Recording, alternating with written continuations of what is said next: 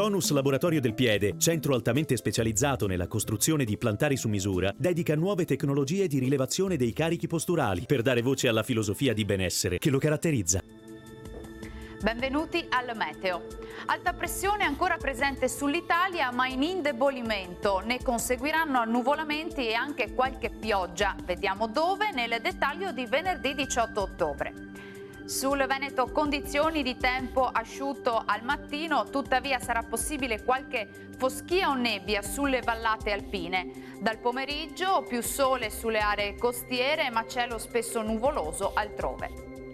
Temperature minime tra 10 e 14 gradi, valori massimi compresi invece tra 18 e 20 gradi. Spostiamoci ora sul Friuli Venezia Giulia.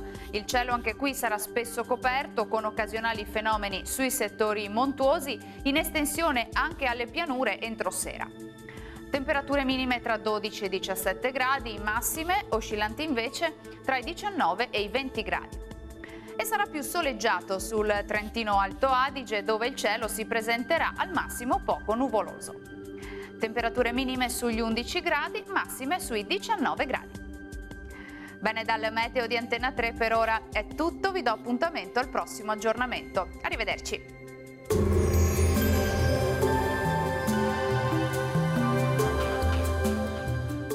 Tonus è il miglior negozio di calzature moda comoda. Qui troverete il più vasto assortimento di calzature Fratelli Tomasi, eleganza e comodità, perché camminare è vivere.